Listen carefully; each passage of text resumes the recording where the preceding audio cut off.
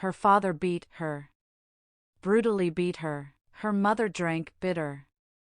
So she grew up on the streets. Literally, in the literal sense of the word. She ate here, sometimes slept here. She had to hear a lot of ridicule, so she learned to defend herself with her fists. Little fists, actually. And she grew up to be a broken person. At least that's what her psychologist and then psychiatrist said. She took her medication regularly, which, however, had no effect on her at all. She didn't date. She didn't believe anyone would be interested in such a broken person. So, she spent all her time working and caring for the homeless people on the streets. She was a volunteer for a charity organization, and she had so much time on her hands that there was nothing else to do, only to go home and sleep the sleep of a tired person. The apartment was left to her by her parents. It was a reminder of the agony she'd suffered, so she wanted to move out. But there was no money for that, so she had to go to bed in a place where the walls reminded her of her childhood abuse, and it really tormented her. She didn't want to go back to that apartment, and she tried to delay that moment as long as she could. So she walked around the yard and smoked cigarette after cigarette, until the nausea started and the anxious thoughts went away.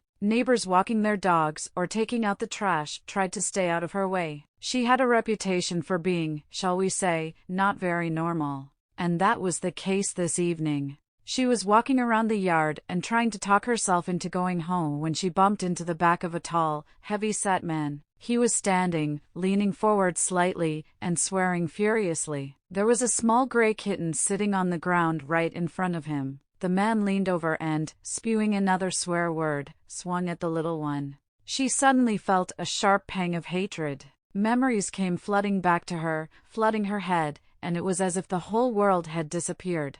How she'd found herself right in front of the man's face, she never realized. But she did notice how her small, strong fist flew forward. It hit the forehead of the big man who wanted to hit the kitten. The man shrieked and tried to raise his right hand, but he didn't have time. A precise left hook to the jaw knocked him off his feet. The man collapsed like a man underfoot, letting out such a groan that everyone in the yard came running. She bent down and picked up a small gray kitten. They looked at the huge man and the little girl with the kitten in her arms in mute amazement. "He wanted to hit it," she explained to the crowd. Then she turned around and went home. The others did not try to bring the man lying on the ground to his senses. On the contrary, they were very happy about what had happened. The man was known in the yard for his hatred and aggressiveness. And soon 10 buckets of garbage were overturned on him, which were going to be thrown away before, in a completely different place. "Wait, wait, wait, wait, wait, wait, wait!" shouted after the girl a guy with a funny little dog on a leash. He picked up his curly-haired pet and ran after her. "I'm delighted. Very much. Your noble deed," he said. "But how were you not frightened?"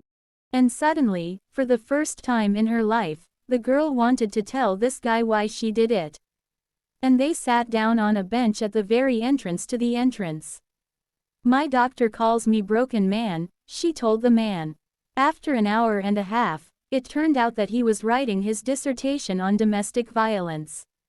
They sat and talked for a long time. And lastly, he said to her, "You know, broken people are, strangely enough, the most resilient people in life. If they have the courage to fight back, overpower themselves, and then they're not broken. Because they have a special sense of justice. They are the defenders of all the wronged and oppressed." The kitten had long since fallen asleep, nestled comfortably on the girl's lap. And the neighbors with their buckets and dogs had gone. And they sat and talked. And the girl didn't feel like a broken person anymore. She felt like a protector and an interesting woman. That's what she read in the eyes of the guy with the funny little dog. That night, for the first time in many, many years, she wasn't lonely and scared within these walls. First of all, next to her sweetly sleeps, a small gray kitten.